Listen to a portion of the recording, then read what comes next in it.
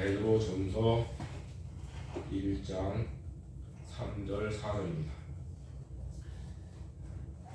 찬송하리로다 우리 주 예수 그리스도의 아버지 하나님이 그 많으신 긍휼대로 예수 그리스도의 죽은 자 가운데서 부활하심으로 말미암아 우리를 거듭나게 하사 산 소망이 있게 하시며 썩지 않고 더럽지 않고 쇠하지 아니하는 기업을 있게 하시나니 곧 너희를 위하여 하늘에 간직하신 것이라. 여기까지 읽겠습니다.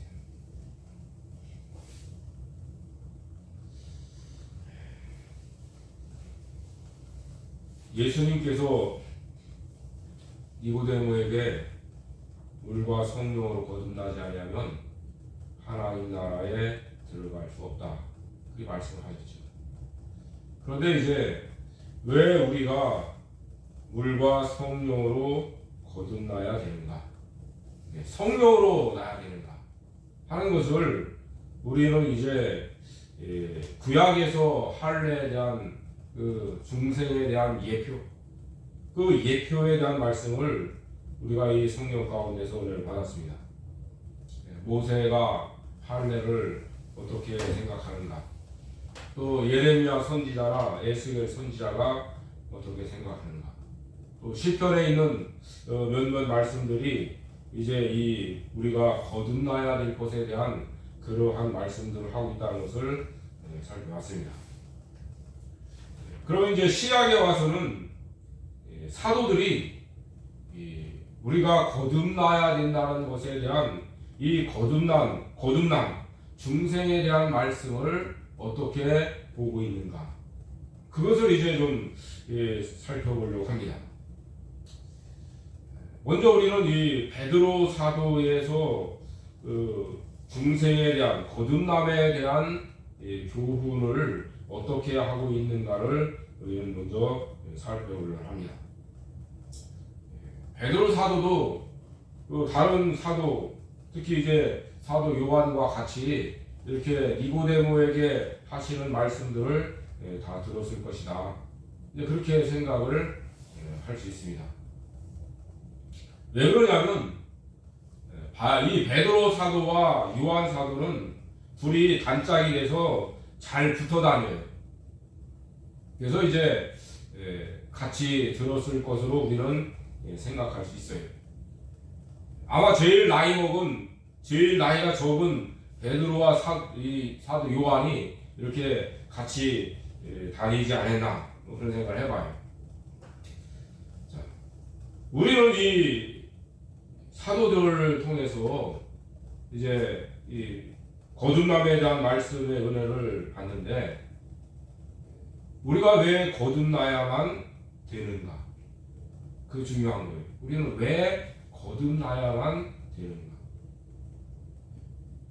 하나님께서는 우리가 거듭나야 되게 하시는 그 목적을 분명히 가지고 계신 것을 우리는 알아야 돼요.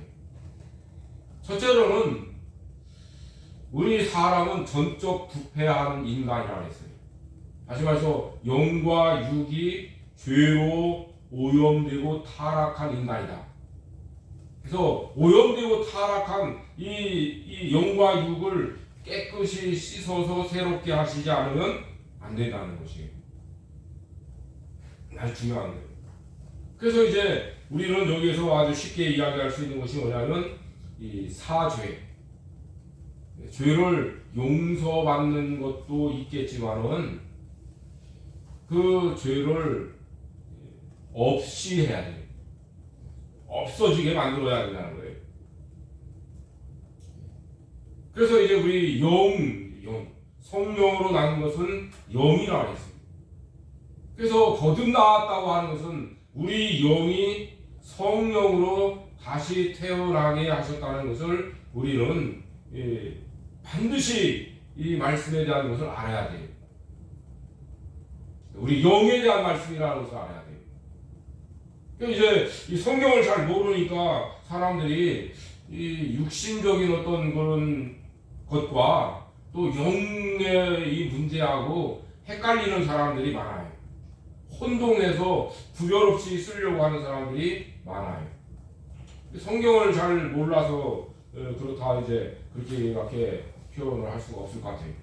성경을 잘 모르니까 이제 이것을 헷갈려하고 혼동해서 쓰고 그렇게 하는 것이다. 그렇게 말할 수밖에 없어요. 그래서 이제 우리가 이 거듭남에 대한 이 진리는 전적으로 우리 영에 대한 말씀이라는 것을 우리는 먼저 알고 있어야 돼요. 그래서 이 영과 육이 타락한 더러워진 이것을 깨끗하게 씻어주시는 것이 반드시 있어야 된다는 것이에요.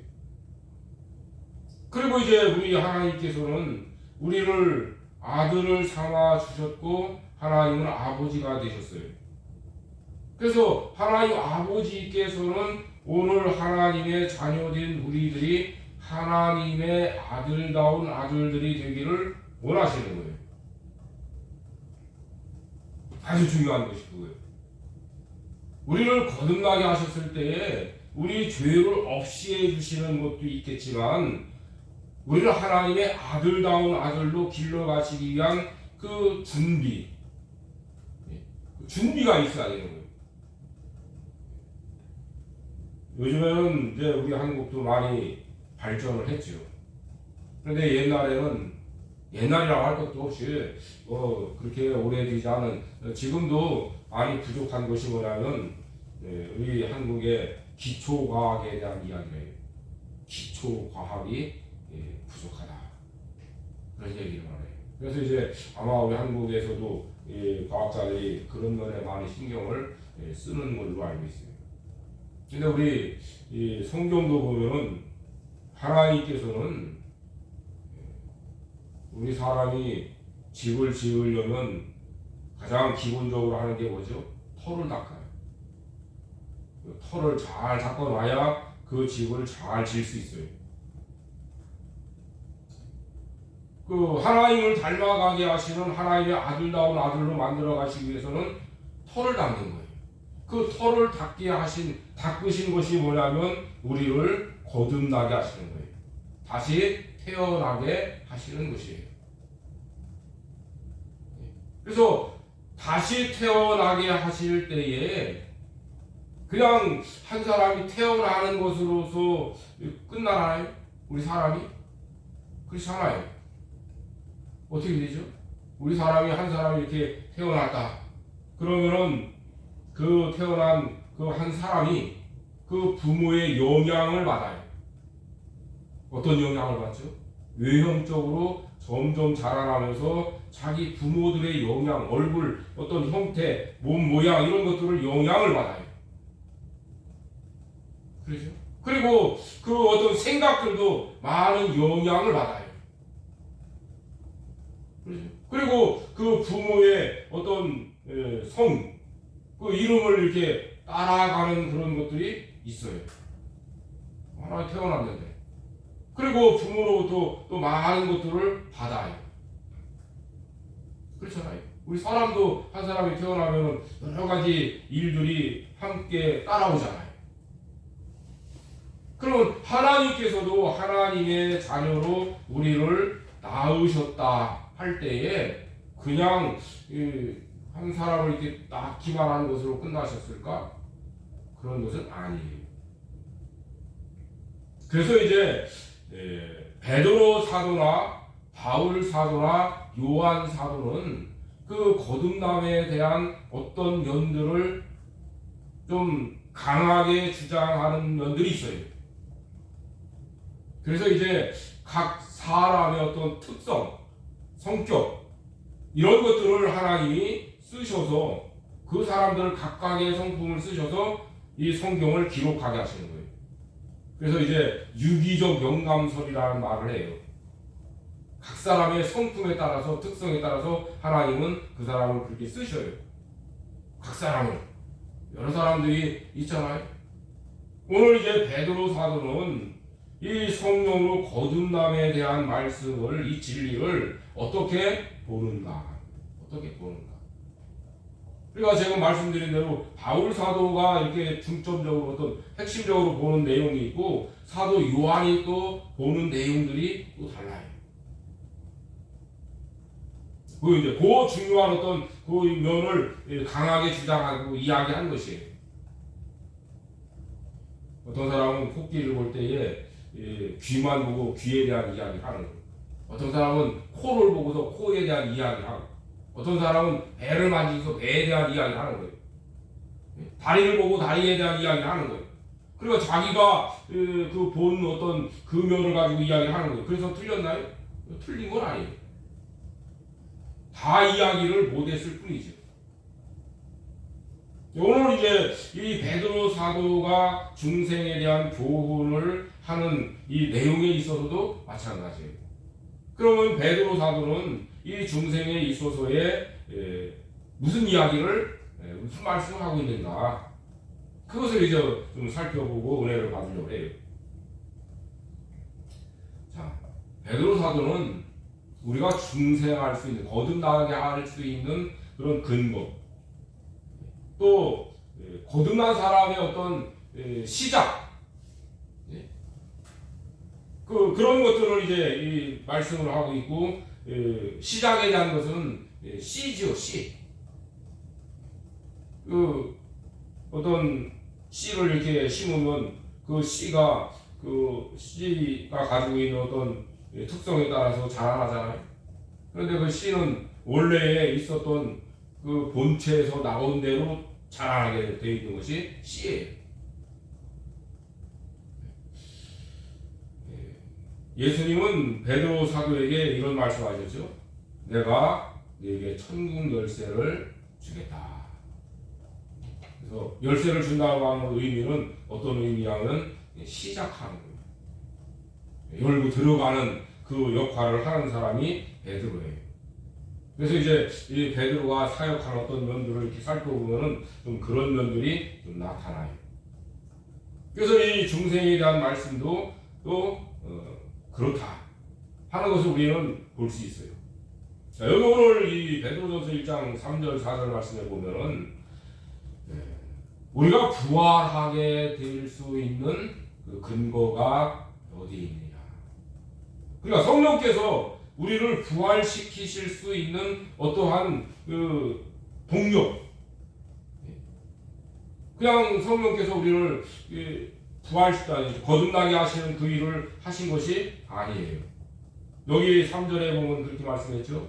찬송하리로다 우리 주 예수 그리스도의 아버지 하나님이 그 많으신 긍휼대로 예수 그리스도의 죽은 자 가운데서 부활하심으로 말미암아 우리를 거듭나게 하사, 이렇게 말씀하셨어요. 예수님이 죽은 자 가운데서 부활하심으로 우리를 거듭나게 하실 수 있었다는 것이에요. 우리는 이제 삼위일체 하나님이 하시는 각각의 사역들이 다르다는 것을 분명히 알아야 돼요.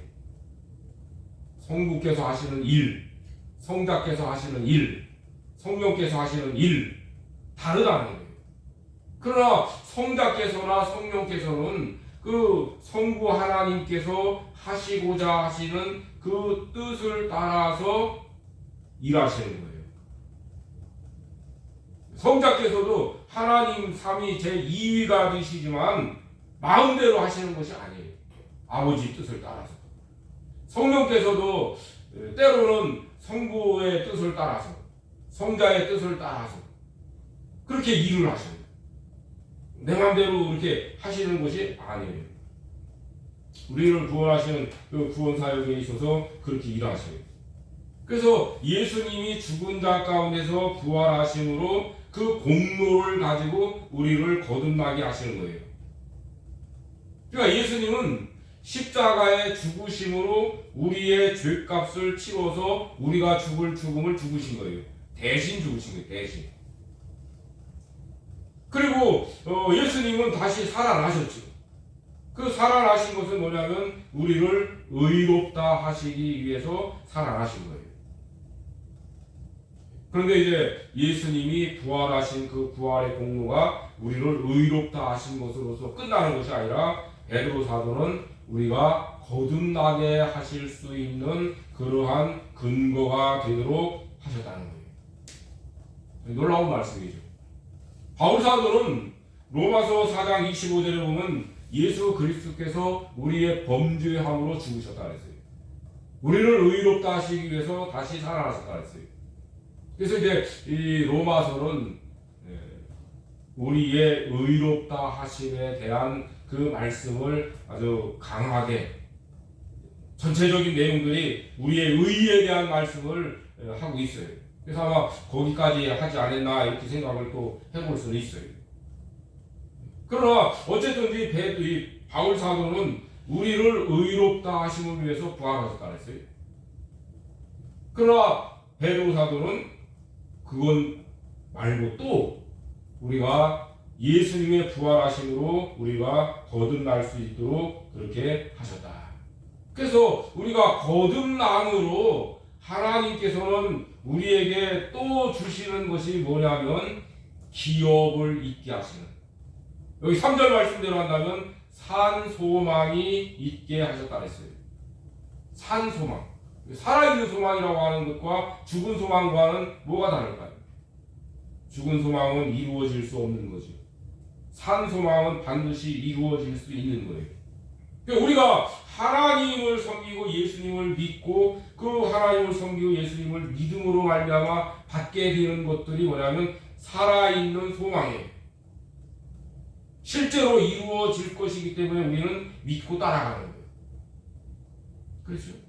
가장 우리가 기본적으로 우리가 예수님을 믿어서 얻는 게 뭡니까? 우리가 죄를 용서함 받는 것이에요. 또 우리가 예수님을 믿음으로 우리는 천국 갈 수 있는 것을 분명히 믿고 우리는 갈 것이라는 것을 소망하고 있어요. 그래서 그 믿음 생활을 잘한 분들을 이렇게 보면은 그 자녀들이 그런 얘기를 해요. 어떤 때는 참 자랑스러운 이야기다라는 생각이 들어요. 자기의 죽음을 준비하는 것 같이 이야기를 해요. 자기의 죽음을. 뭐 꼼짝도 못하는 양반이 병들어서 그냥 뭐 맨날 비실비실하고 정말 그러고 있던 양반이 어느 날 갑자기 일어나가서는 걸어가서는 몸도 싹 씻고 깨끗하게 하고 옷도 깨끗하게 갈아입고 그러고서는 한 며칠 만에 세상을 떠난다는 거예요. 어떻게 그럴 수가 있지? 그리고 또 그런 양반들 보면은 세상 떠날 때 어떻게 그 얼굴이 아주 그냥 기쁨, 환하게 어떤 웃는 모습으로 이 세상을 떠난다는 거예요. 그런 걸 봤다는 거예요. 저는 죽는 사람들을 잘 많이 못 봐가지고는 모르겠는데. 믿음 생활을 잘한 분들, 그 자녀들 얘기를 들어보면요, 그런 얘기를 해요. 우리들이 참 죽을 준비를 잘 해야 된다는 것이 그런 것이 아닌가 좀 생각을 해보는 거예요. 우리에게 하나님 아버지께서 아들에게 주시고자 하시는 기업이 있어요. 기업. 세상에서도 부모들이 자녀들에게 기업을 이어주잖아요. 그래서 이제 이스라엘 백성들이 가나안 땅에 들어가서 그 기업을 받았을 때에 그 기업은 팔지 못하게 돼 있어요. 자녀들이 계속 이어가도 그렇게 법적으로 돼 있어요. 하나님께서 그렇게 정해 놓으시고 절대로 기업을 팔면 안 된다. 그래서 회년 제도를 주셔서 50년 만에 다시 돌려보내도록 그렇게 하는 하나님의 율법이지. 그것은 뭐냐면 기업에 대한 어떤 하나님의 약속들을 깨닫게 해 주시는 하나의 그림자, 예표가 아니겠는가 그렇게 생각을 해볼 수 있어요. 그래서 하나님 아버지로부터도 우리가 기업을 받을 것들이 하늘에 있다. 세상에서도 그 부모로부터 기업을 받는 것은요 굉장히 좋은 거예요. 그 사람의 복이죠. 그렇잖아요. 그 사람의 복이에요. 그런데 하나님으로부터 받는 기업이라면 어떨까요? 땅에서도 그 기업이 그 대대로 이어가게 한다는 것은 그 기업이 영원성을 갖게 한다는 거예요. 그러니까 하나님께서 하늘에서 주시는 기업은 어떨까요? 영원한 기업이 되겠죠. 그렇죠. 영원한 기업을 하나님은 주시고자 하시는 그러한 하나님의 목적이 있으신 거예요. 우리가 거듭나게 하심으로 말미암아. 물론 다른 것도 또 우리가 거듭나게 하심으로 주시는 것들이 있어요. 그건 이제 그때 살펴볼 것이에요. 첫째로 이제 말씀드린 것은 바로 이 베드로 사도는 우리를 거듭나게 하실 때에 예수님의 부활하신 공로를 가지고 성령께서 우리를 거듭나게 하셨다는 거예요. 그러면서 우리가 산 소망을 가지고 살아갈 수 있도록 하나님 아버지로부터 기업을 이어받을 수 있도록 해주시는 그 일을 하나님 하신다는 것입니다. 두 번째 말씀입니다. 두 번째는 1장 베드로전서 1장 23절 말씀입니다. 23절이요. 너희가 거듭난 것이 썩어질 씨로 된 것이 아니요 썩지 아니할 씨로 된 것이니 하나님의 살아있고 항상 있는 말씀으로 되었느니라. 이렇게 말씀을 하고 있어요. 자, 우리가 거듭날 때에 하나님의 말씀이라는 씨, 하나님의 말씀이라는 씨로 우리를 거듭나게 하셨다. 이 말씀이 이제 지금 베드로 사도는 어떤 그 특성이 있냐면 시작하는 일을 하는 어떤 것을 열어가는 일을 하는 그런 사도라 했죠. 그래서 베드로 사도는 우리가 거듭날 때에 하나님의 말씀의 씨라고 하는 그 말씀의 씨로 거듭났다. 이렇게 이제 말씀하고 있어요. 씨라고 하는 것은 어떤 것인가? 씨는 우리가 다르게 이렇게 생각해 보면 이거는 종자의 종자. 종자를 이야기하는 거예요. 다시 말해서 하나님의 말씀이라고 하는 종자를 뿌리는 거예요. 하나님의 말씀이라고 하는 그 종자와 같은 그러한 거듭나게 하심을 우리에게 말씀하는 거예요. 우리 속담에 콩 심은 데 콩 나고 팥 심은 데 팥 난다고 하잖아요. 그런 원리. 말씀이라고 하는 씨로 우리를 거듭나게 하심으로 그 말씀의 어떤 열매를 맺어나갈 수 있도록 그렇게 하셨다는 거예요. 그러니까 우리가 거듭날 때는 마치 우리 사람으로 말하면 한 사람이 세상에 태어나는 거예요. 그렇죠. 그런데 그 아이가 태어나면서 한 사람이죠. 그렇죠. 한 사람이에요. 그렇지만은 이 한 사람이지만 이 아이는 반드시 뭐가 필요하죠? 자라나는 것이 필요해요. 자라나야 돼요. 그렇죠? 자라나야 돼요. 이 아이는 반드시 자라나야 돼요. 어떻게 자라나야 되죠? 그 몸이 자라나야 되고 그 속에 그 인격적인 면이 자라나야 돼요. 예수님 자라나신 그 말씀할 때 지혜가 이렇게 자라난다고 말씀했어요. 사람은 자라나야 돼요. 그래서 씨라고 하는 그것을 이야기하고 종자라는 말씀을 제가 드린 것은 뭐냐면 반드시 자라나야 된다는 것을 나타내고자 하는 말씀이라는 거예요. 그런데 씨로 냈으니까 어떻게 해야 됩니까? 그 씨에서부터 시작해서 자라나야 된다는 거죠. 그 씨가 그냥 있으면 그냥 있는 거죠. 예수님이 그러시죠. 씨를 뿌리는데 하나의 미랄을 뿌리는데 그 미랄이 죽지 않고 가만히 있으면 어떡해요? 그냥 하나를 그대로 있는 하나를 그대로. 죽으면은 많은 열매를 맺는다고 했거든요. 그렇지? 그런 것처럼 하나를 그대로 있으면 그냥 그대로 있는 거예요. 씨라는 건 그런 거예요. 그대로 있으면 그대로 있는 거예요. 그러나 이것이 자라나게 되면은 어떻습니까? 거기서 성장해서 뭔가 열매를 맺어 나가죠. 어떤 모습을 갖추어 가게 되죠. 그래서 말씀의 씨로 거듭나게 하셔서 오늘 우리들은 어떤 믿음 생활을 해야 되냐면 베드로 사도는 여기 2장 2절 말씀에 그렇게 하고 있어요.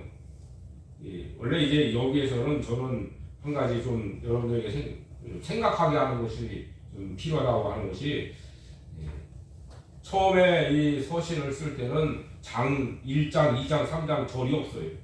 그냥 쭉 이어지는 거예요. 사실은 이 말씀을 그냥 이어봐야 돼요. 여기 22절, 23절 이렇게 쭉 이어서 2장도 이렇게 이어가야 돼요. 근데 이 장을 끊어버리니까 문맥이 이게 잘라지니까 다른 이야기를 하는 줄 알고 있는데 같은 내용을 계속 이어가는 거예요. 그래서 2장 2절에 그랬죠. 갓난 아이들 같이 순전하고 신령한 것을 사모하라. 이는 이로 말미암아 너희로 구원에 이르도록 잘하게 하려 함이라 했어요. 어떤 성경을 제가 번역한 걸 보니까 뭐라 하냐면 신령한 젖이라고 번역을 안 하고 아야 신령한 말씀을 사모하라 이렇게 번역을 해놓은 걸 봤어요. 신령한 말씀, 순전하고 신령한 말씀을 사모해라. 그러면은 젖이라고 하는 이 표현은 갓난아이가 젖을 먹는 거죠. 그렇지? 그래서 갓난아이처럼 우리가 하나님의 말씀을 먹어야 된다는 거예요. 그래서 우리가 하나님의 말씀을 우리 영혼의 양식이라고 표현하는 것은 바로 여기에 있는 거예요. 그냥 무턱대고서 이게 왜 하나님의 말씀 우리 영혼의 양식인가 그걸 모르고서 써먹는 사람들이 아마 얼마나 많은지 모를 거예요. 왜 하나님의 말씀이 우리 영혼의 양식이 되어져야 되는가? 그것은 하나님의 말씀의 씨라고 하는 그 씨로 거듭났기 때문에 그 말씀을 먹어야만 그 씨가 자랄 수 있는 것이라는 거예요. 오늘 우리가 밭에다가 그 씨를 뿌리잖아요. 그러면요, 그 씨의 특성에 따라서 섭취하는 영양이 달라져요. 씨에 따라서. 그러니까 그 씨가 섭취하고자 하는 영양, 땅에서 뽑아들이는 영양이 다르다는 거예요. 그래서 그 씨를 계속 거기다 심으면은 그 영양을 다 빨아들였기 때문에 안 되는 거예요. 그래서 이 해가리를 하는 그것이 뭐냐면 그 영양을 거기서 빨아들였기 때문에 거기다 또 그걸 심으면 안 되는 거예요. 병드는 거예요. 영양이 없어서. 그러니까 하나님의 말씀의 씨로 거듭난 사람은 하나님의 말씀을 영양으로 삼아서 먹어야 된다는 거예요. 그런데 어떤 말씀을 먹어야 하냐면 순전하고 신령한 젖이라 했어요. 순전하다고 하는 것은 무슨 말씀이냐면 거기에 뭔가 섞이지 않은 순수한, 우리 요즘 음식을 말한다면 담백하다고 하죠. 이 재료가 가지고 있는 그 맛을 그대로 살리는 거죠. 각 재료가 가지고 있는 그 맛이 다르잖아요. 거기다 뭘 자꾸 집어넣으면요, 그 재료가 가지고 있는 그 순수한 맛이 없어져요. 그러니까 하나님의 말씀의 그 맛을 그대로 먹으라는 거예요. 그래서 이제 우리가 이제 신학을 하면서 배우는 것 중에 하나가 뭐냐면 성경을 해석하는 거예요. 성경을 해석할 때에 강도라니 강도. 그래서 강도사라고. 설교라고 하는 이야기들이 사실은 변질인 거라고 생각해요. 얘네를 강도한다 했어요. 말씀을 푼다. 그래서 성경을 보면 그래요. 하나님의 말씀을 풀어주는 거예요. 이 말씀은 이런 뜻이다. 이 말씀은 이런 뜻이다. 그래서 그 본문에서 말씀하고자 하는 그 말씀의 뜻을 그대로 해석해 줘야 그게 강도하는 거예요. 근데 성경 말씀 요즘에는 설교도 하니까 그냥 듣기 좋은 얘기만 하는 거예요. 듣기 좋은 이야기를 하는 거예요. 성경 말씀은 그 성경 말씀이고 자기 얘기예요. 자기.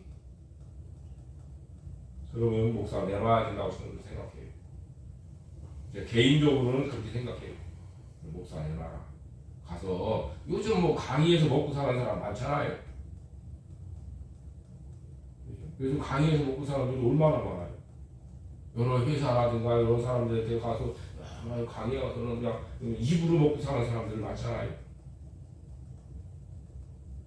그래서 목사 하지 말고 차라리 그런 거 해서 먹고 살아는 게 좋지 않겠냐. 그래서 하나님의 말씀을 그 말씀에서 그 본문에서 하고자 하는 그 말씀을 그대로 하라는 거예요. 그래서 본문 설교라는 말이에요. 본문 설교. 그 본문에서 말씀하고자 하는 내용을 그대로 말씀해라. 그런데 요즘에는 그런 설교를 하는 분들이 좀 있긴 있는 것 같은데 많지는 않은 것 같아요. 그게 좀 아쉬운 것 같아요. 그래서 이제 이 하나님의 말씀을 있는 그대로 그 말씀을 바르게 해석해서 깨닫게 해서 믿게 하는 거예요. 믿게 한다는 것은 자기가 깨닫고 마음에 감동이 되고 그래서 이렇게 해야 되겠구나 그래서 하는 거예요. 목사는 하나님의 말씀을 가르치면서 이 말씀을 깨닫고 감동이 되게 가르치는 거예요. 그래서 그 사람이 생각이 변화가지고 바뀌어져서 내가 이렇게 해야 되겠구나 그렇게 하게 하는 거예요. 그래서 말씀의 은혜를 받게 하는 거예요. 말씀을 깨닫게 해서 말씀대로 내가 해야 되겠구나 하는 그런 생각을 갖게 하는 거예요. 무슨 뭐 어려웠고 남이 쓰지 않는 말을 쓰고 그런다고 해서 잘하는 게 아니에요. 제가 어떤 설교 뭐 이렇게 준비한 조금 내용을 받아보는데 어떤 때는 그런 생각이 들어요. 남이 쓰지 않는 말을 쓴다고 해서 그게 훌륭한 게 아니에요. 어린 아이들이 들을 수 있을 정도로 가르치라. 어린 아이들도 알아들을 수 있는 말을 가르치라는 거예요. 무슨 뭐 아주 최고 차원적인 어떤 그런 말들을 써고 고상한 말을 써가지고는 그 뭐 남이 안 하는 말을 하고 그런다 해서 좋은 설교 가지고 잘하는 거냐? 그렇지 않다는 거예요. 그래서 이제 말씀의 씨라고 하는 것은 하나님 말씀의 종자라는 거예요. 그래서 이 말씀의 씨 종자가 우리가 거듭나게 하실 때에 그렇게 하셨다는 거예요. 왜요? 말씀을 먹어서 말씀과 같은 사람이 되게 하시려고. 그래서 예수님이 이 보혜사 성령을 보내주실 때에 하신 말씀이 있어요. 가장 중요한 건 그거예요. 보혜사 성령을 보내주실 때에 뭐라 하셨죠? 진리의 성령이 오시면 너희를 모든 진리 가운데로 인도하신다 그랬어요. 진리의 성령, 진리의 하나님. 그래서 예수님께서 내가 곧 길이요 진리요 생명이라고 하셨죠. 그래서 삼위일체 하나님은 진리의 하나님이셔요. 그래서 우리를 진리 가운데로 인도한다는 것은 어떤 방향을 이야기하는 것도 있겠지만 사실은 방향보다는 어떤 상태예요. 어떤 상태. 다시 말해서 어떤 사람이 되게 할 것인가 하는 거예요. 그래서 진리의 사람, 말씀의 사람. 우리가 그러잖아요. 말씀의 사람, 진리의 사람. 우리 교회도 진리교회라고 이름을 지은 이유가 거기에 있어요. 진리의 사람들이 좀 되면 좋겠다. 물론 우리 성도들이 다 그렇게 되기를 바라죠. 물론 저 개인적으로도 나도 진리의 사람이 되면 참 좋겠다. 평생을 살아가면서 아무개 목사는 참 진리의 사람이다 이런 말을 듣는다면요, 이 세계 최고 부자가 된 사람 부럽지 않아요? 나는 그거 같이 없어요. 다윗을 뭐라 하냐고 하나님의 종이라 했어요. 모세를 뭐라 하냐고 하나님의 종이라 했어요. 그 모세가 다윗이 하나님의 종이라는 그런 칭호, 그런 이 소리를 들을 수 있는 것은 가장 큰 영광이에요. 목사가요 진리의 사람이 된다는 것은요 가장 큰 영광이에요. 우리 성도들도 다 그런 믿음을 가져야 될 것이에요. 진리의 사람이 좀 돼야 되겠다. 왜냐하면 성령께서 우리를 거듭나게 하실 때에 말씀의 씨로 거듭나게 하셨고 우리를 진리의 사람으로 만들어 가시는 일을 하신 거예요. 여기 베드로전서 1장 23절 그 앞에의 말씀을 먼저 이제 나오지만은 지금 다시 말씀드리려고 해요. 22절에 그랬죠. 너희가 진리를 순종함으로 너희 영혼을 깨끗하게 하여 거짓이 없이 형제를 사랑하기에 이르렀으니 마음으로 뜨겁게 피차 사랑하라. 그 말씀했어요. 진리를 순종함으로 영혼을 깨끗하게 하여 거짓이 없이 형제를 사랑하기에 이르렀다. 진리를 순종하는 사람. 그런데 진리를 순종하고 영혼을 깨끗하게 할 수 있는 사람이 누구냐? 그게 23절이에요. 너희가 거듭난 것이.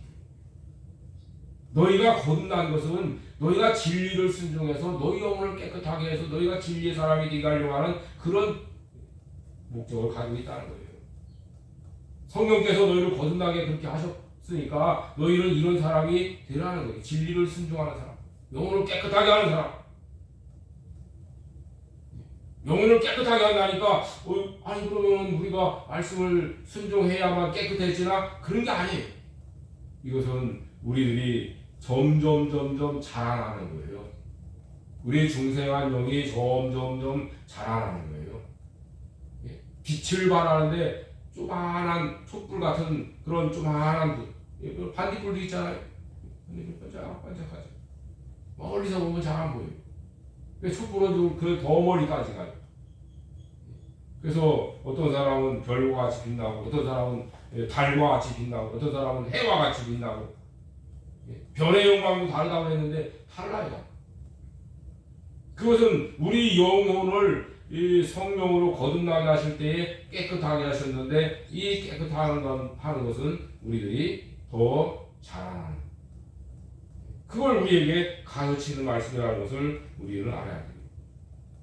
그래서 이제 우리가 말씀의 씨로 거듭나게 하시고 하나님 말씀을 양식으로 먹어서 점점 자라나서 우리 영혼이 점점 자라나는 거예요. 깨끗해지는 거예요. 더러워진 것을 깨끗하게 해준다는 그런 표현이 아니라 점점 자라나는 거예요. 그래서 점점 빛을 발하는 거예요. 여러분들 뭐라 할까요? 하얀색도요 더 하얀 색깔로 만들 수가 있어요. 쇠를 이렇게 보면 깨끗하게 이렇게 하는데 되죠. 그런데 자꾸 이렇게 이 쇠를 문대면 어떻게 하죠?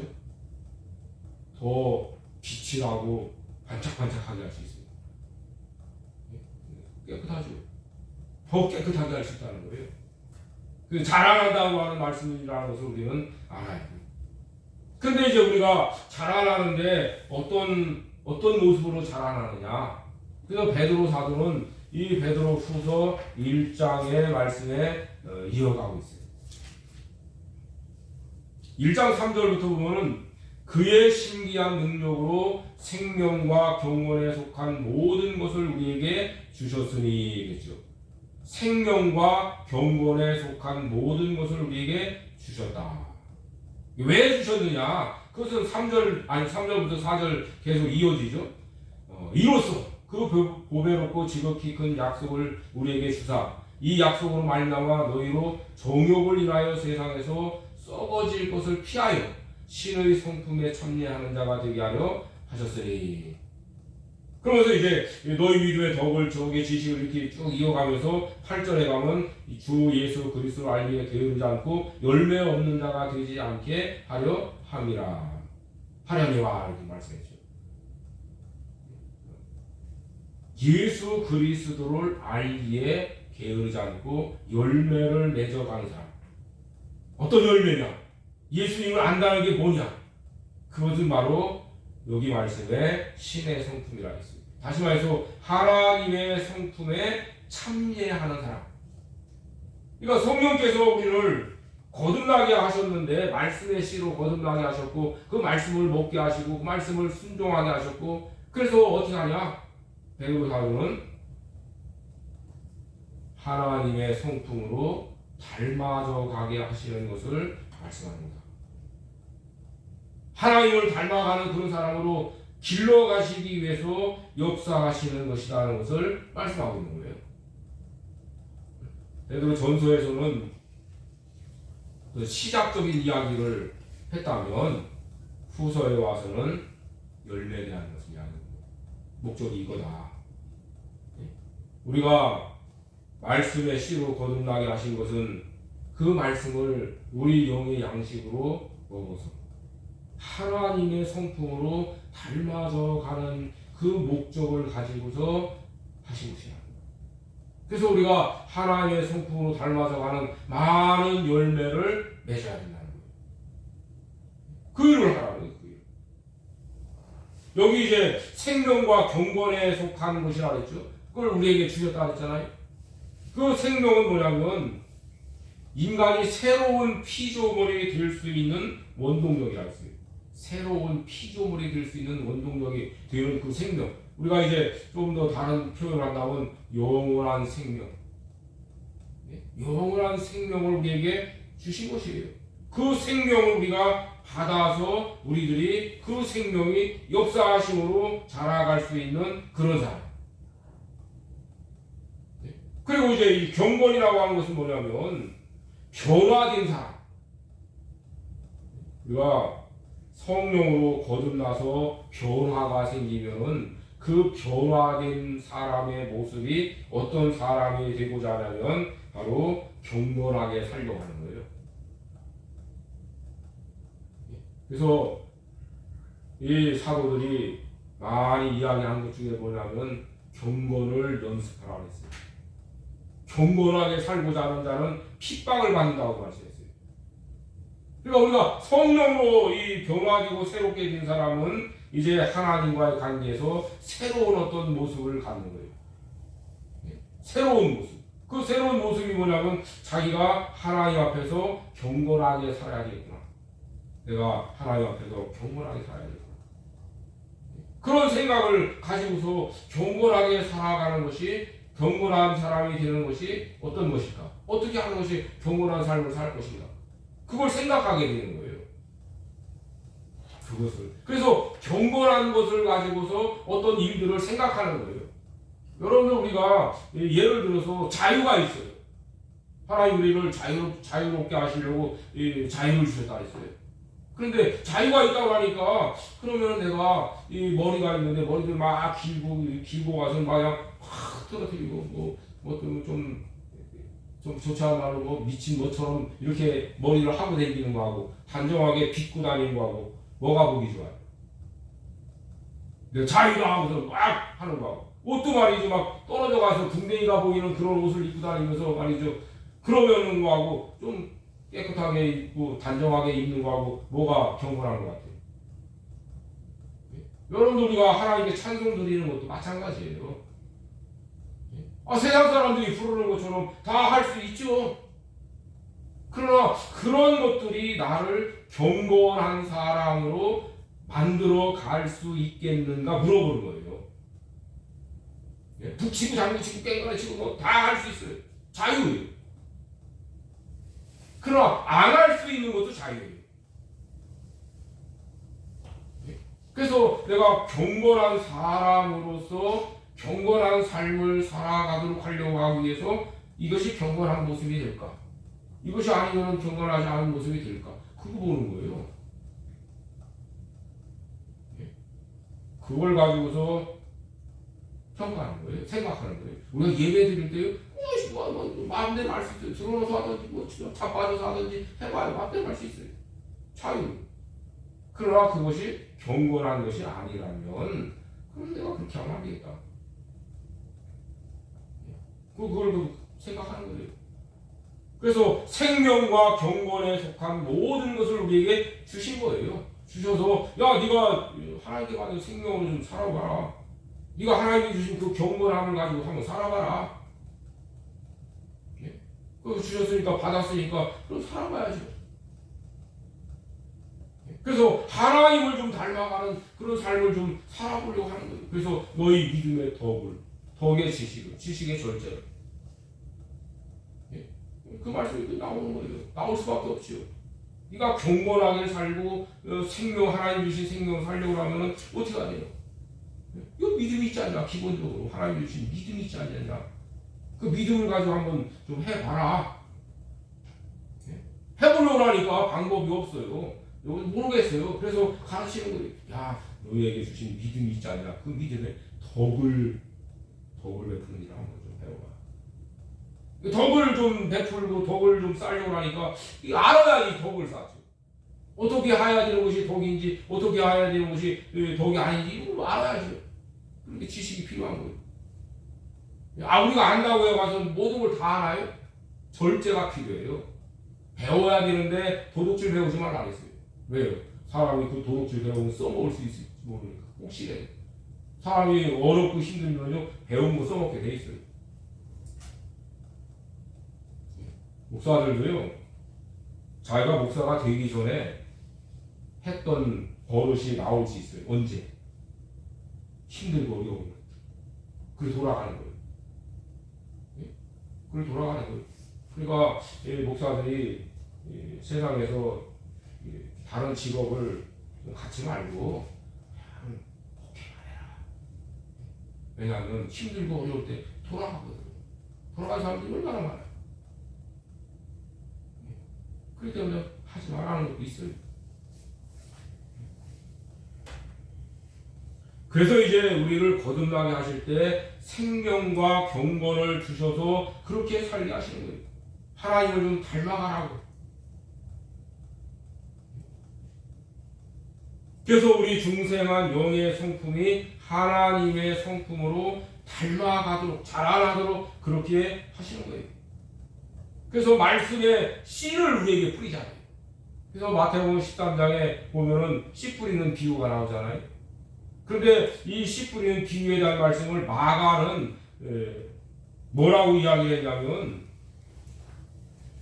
예수님께서 씨 뿌리는 비유를 이야기하시면서 너희가 이 비유를 모르는데, 이 비유를 모르면 어떻게 다른 비유를 알겠느냐, 그런 말씀을 한 것을 말씀하고 있어요. 그래서 제가 몇 가지 이렇게 좀 뒤져보면서 찾아보면서 뭐라고 좀 설명을 좀 붙인 게 있나 보니까 없어요. 근데 제가 설명을 개인적으로 붙인다면, 모든 예수님의 비유를 알아야 되는 그 기초, 그 비유를 열어갈 수 있는 기초가 뭐냐면 씨 뿌리는 비유라는 것이에요.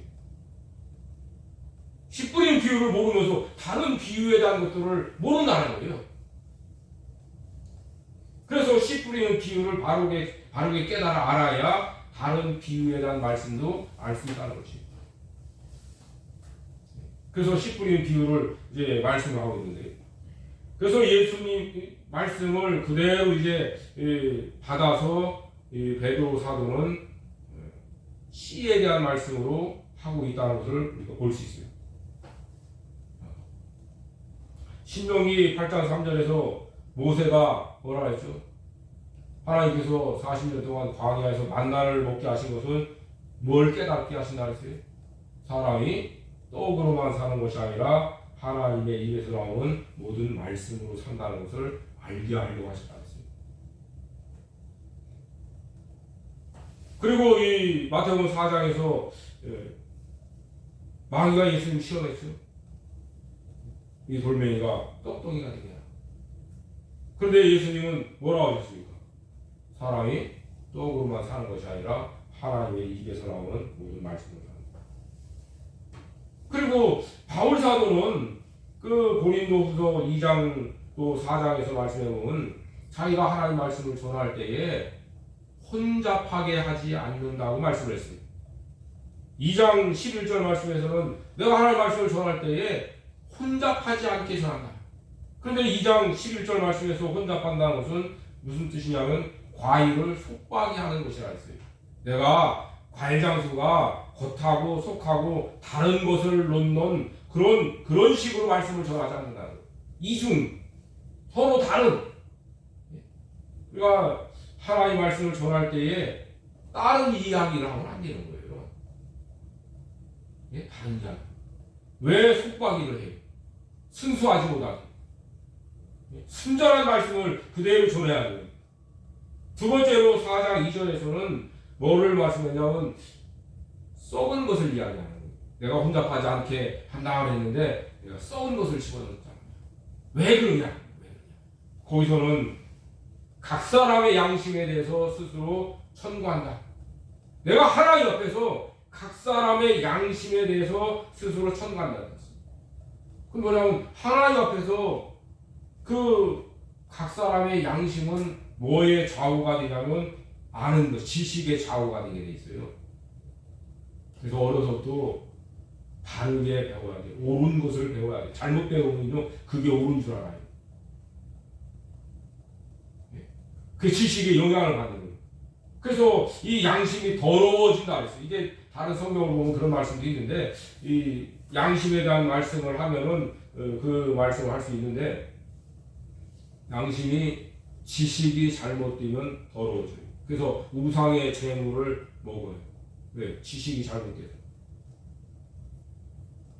그걸 우리가 알아야 돼. 그래서 양심을 하나님 앞에서 청구한다 했어요. 자기 스스로. 그러니까 이 바울 사도는 뭘 내다보냐면 하나님 앞에서 심판을 바라보는 거예요. 그래서 목사들이 이걸 생각해야 돼요. 내가 이 사람에게 이걸 가르치면은 하나님 앞에서 이 사람이 어떤 사람으로 성장하는가에 대한 책임을 지는 거예요. 그 사람이 잘못된 길로 이렇게 인격으로 성장하면요, 그 책임을 누가 져야하면 그렇게 가르친 목사가 책임져야 되는 거예요. 하나님이 심판하시고, 너 왜 이렇게 잘못 가르치냐? 너 왜 내 아들을 이렇게 잘못 가르쳤냐? 책임져요. 그래서 스스로 천구한다 했어요. 너 하나님 앞에서 자신만만하게 말할 수 있다. 왜? 너는 혼잡하게 하지 않았습니다. 참 이런 목사가 된다면 얼마나 좋겠어요. 근데 거짓 선지자들이 있죠. 거짓 선지자들은 어떤 사람이에요? 예레미야 선지자는 23장 30절에 보니까 내 말을 도적질하는 선지자들, 내가 친다, 하나님이 그렇게 말씀하셨다. 하나님 심판하시는 거죠. 그런데 이 내 말을 도적질하는 사람들은 어떤 사람들이 하나님 말씀을 도적질하냐면 하나님을 잃어버리게 만드는 사람. 그래서 이제 이 이스라엘 백성들이 남쪽 유다와 북쪽 이스라엘의 차이점이 뭡니까? 북쪽 이스라엘은 여로보암을 통해서 하나님을 잃어버리게 만드는 거예요. 그래서 이 여로보암의 집이 저주를 받잖아요. 하나님을 잃어버리게 만드는 거예요. 그래서 거짓 선지자들은 하나님을 잃어버리게 해요. 지금도 마찬가지예요. 지금도 하나님을 잃어버리게 만들어요. 그래서 하나님을 잃어버리지 않는 것은 하나님을 알아가고 하나님을 닮아가게 가르치도록 그렇게 해야 되는 것이에요. 하나님을 알고 하나님을 닮아가도록 그렇게 가르쳐야 되는 것이에요. 목사가 그걸 가르쳐야 돼요. 마태복음 15장에서 예수님이 8절 9절에 보면 사람의 계명으로 가르친다 그랬어요.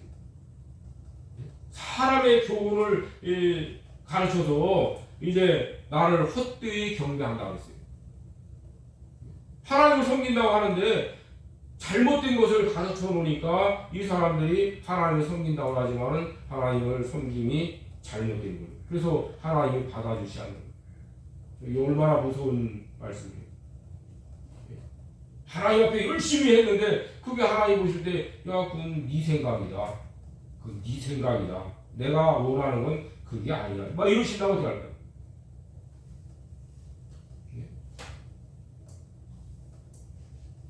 계시록 2장 14절에 보니까 발람의 교훈이 있죠. 발람이 이스라엘 백성들이 출애굽할 때 어떻게 했어요? 발락을 교훈해서 그 이스라엘 백성들이 우상의 제물을 먹게 하는 거예요. 간음을 하게 하는 거예요. 거기에서 시므온 지파의 족장 한 사람이 죽잖아요. 저는 그 시므온 지파가 아마 거기에 이렇게 많이 참여를 했던 것 같아요. 그래서 인구가 확 줄어들어요. 그래서 시므온 지파는 유다 지파가 받은 기업에서 얻어 살아요. 도부살이를 하는 거예요. 근데 왜 그러냐면은 너무 지파의 인구가 작으니까. 근데 어느 때에 그렇게 됐겠는가? 아마 이 때에 이 발람의 교훈을 따라서 그 이스라엘 백성들을 유혹해서 죄짓게 하고 거기에 많은 사람들이 죽어가지 않았을까 하는 생각을 좀 한번 해보는 거예요. 마태복음 13장에서 씨 뿌리는 비유를 말씀하죠. 그래서 말씀의 씨를 하나님이 우리에게 뿌리시는 거예요. 우리는 어떤 밭이 되어야 할까? 옥토밭이 되어야 합니다. 그래서 옥토밭이 돼서 말씀을 듣고 깨닫고 그래서 30배, 60배, 100배의 결실을 하도록. 그래서 우리가 하나님의 말씀의 씨로 거듭나게 하심으로 그 말씀을 받아먹고 그 말씀을 혼잡하지 않은 섞이거나 썩은 거 이런 거 먹어봐서는 그 사람이 참 이상한 사람이 되지 않도록 그렇게 해야 돼. 목사가 책임지고 해야 되고 성도들도 이것을 잘 받아 먹어야 돼. 이거 왜 틀리지? 이거 왜 다르지? 그 자기가 분별을 해야 돼. 그 분별할 수 있도록 자기도 길림을 받아야 돼. 자기도 길러지려고 뭐라고 할까 관심을 가져야 돼. 그래서 모르는 거 물어봐야 돼. 물어보는 건 죄가 아니에요. 알지도 못하면서 물어보지도 않고 있으면요, 그건 그 사람이 어리석은 거예요. 그래서 우리가 하나님의 말씀에 씨로 거듭나게 하셨다는 것을 우리는 알고 이 말씀을 우리들이 먹어가야 됩니다. 그래서 순전하고 신령한 것을 사모하라고 했어요. 관심을 가져야 돼요. 그걸 많이 좀 먹으려고 해야 돼요. 아이들도 어렸을 적에 잘 먹어야 커요. 건강하고. 안 먹으면 어떡하죠? 안 먹는 아이들은 건강하지 못해요. 그렇지 않아요. 그건 어쩔 수 없어요. 그래서 잘 먹고 건강해야 크고 그 사람이 정상적인 생각을 가질 수 있도록 성장할 수 있어요. 우리가 예수를 믿고 하나님의 말씀을 배우고 깨닫고 살아가는 것도 마찬가지입니다. 생명의 원리예요. 생명의 원리이기 때문에 우리들이 그걸 잘 생각해서 명심해서 이제 믿음 생활을 해나가도록 그렇게 해야 될 것입니다. 그래야 자기가 이 세상을 떠날 때에 자기의 삶에 기쁨을 가질 수 있습니다. 소소한 행복이 아니에요. 예수를 잘 믿는 사람은요, 소소한 행복이 아니에요. 이것은 너무 크고 너무 큰, 뭘로 표현할 수 없는 그런 큰 하나님이 주신 은혜와 복이에요. 우리 그걸 분명히 알고 믿음 생활을 해나가도록 그렇게 하셔야 될 것입니다. 기도하겠습니다. 하나님 아버지, 크신 은혜와 사랑을 감사합니다. 오늘 우리에게 주신 모든 말씀을 따라서 우리가 믿음으로 순종하되 하나님의 말씀을 분명히 깨달아 알게 하시고 또 깨달은 말씀을 순종함으로 말씀의 사람들, 진리의 사람들, 하나님의 성품으로 닮아가는 하나님의 자녀들이 다 되게 하여 주시옵소서. 또 우리에게 주시고자 하시는 아버지의 기업을 우리가 참 많은 것으로 받아 누릴 수 있도록 은혜를 더하여 주시옵소서. 모든 말씀 우리 주 예수 그리스도의 이름으로 기도하옵나이다. 아멘.